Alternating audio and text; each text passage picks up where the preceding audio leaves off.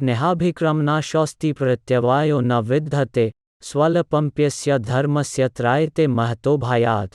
इस प्रयास में न तो हानि होती है न ही ह्रास, अपितु इस पथ पर की गई अल्प प्रगति भी महान भय से रक्षा कर सकती है।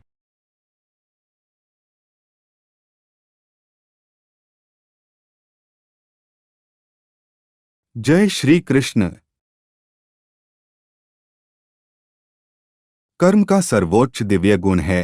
कृष्ण भावनामृत में कर्म या इंद्रिय तृप्ति की आशा न करके कृष्ण के हित में कर्म करना। ऐसे कर्म का लघु आरंभ होने पर भी कोई बाधा नहीं आती है, न कभी इस आरंभ का विनाश होता है। भौतिक स्तर पर प्रारंभ किए जाने वाले किसी भी कार्य को पूरा करना होता है, अन्यथा सारा प्रयास निष्फल हो जाता है।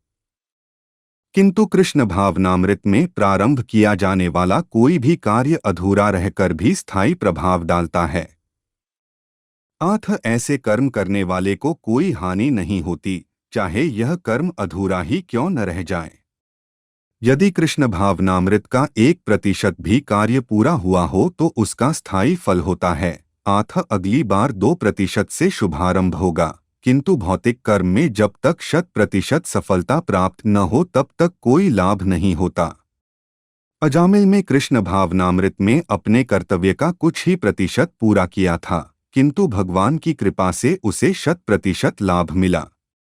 इस संबंध में श्रीमद्भागवत में पहले अध्याय के 5वें भाग में 17वें श्लोक में एक अत्यंत सुंदर श्लोक आया है। त्यक्त्वा स्वधर्म चरणाम्बुज हरेर्मजन्नपक्त कोथ पतेत तो यदि यत्र कवा भद्रम भूद्मुष्यण की को वार्थ आप तो भजता स्वधर्मतः। यदि कोई अपना धर्म छोड़कर कृष्ण भावनामृत में काम करता है और फिर काम पूरा न होने के कारण नीचे गिर जाता है तो इसमें उसको क्या हानि। और यदि कोई अपने भौतिक कार्यों को पूरा करता है तो इससे उसको क्या लाभ होगा। अथवा जैसा कि ईसाई कहते हैं, यदि कोई अपनी शाश्वत आत्मा को खोकर संपूर्ण जगत को पाले तो मनुष्य को इससे क्या लाभ होगा।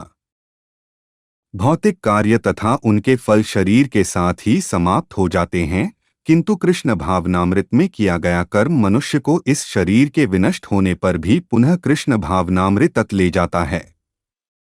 कम से कम इतना तो निश्चित है कि अगले जन्म में उसे सुसंस्कृत ब्राह्मण परिवार में या धनीमानी कुल में मनुष्य का शरीर प्राप्त हो सकेगा, जिससे उसे भविष्य में ऊपर उठने का अवसर प्राप्त हो सकेगा।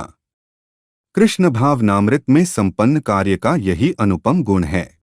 और इसे के साथ आज हमने दूसरे अध्याय का 40वें श्लोक का तात्पर्य देखा। अब हम कल 41वें श्लोक का तात्पर्य देखेंगे।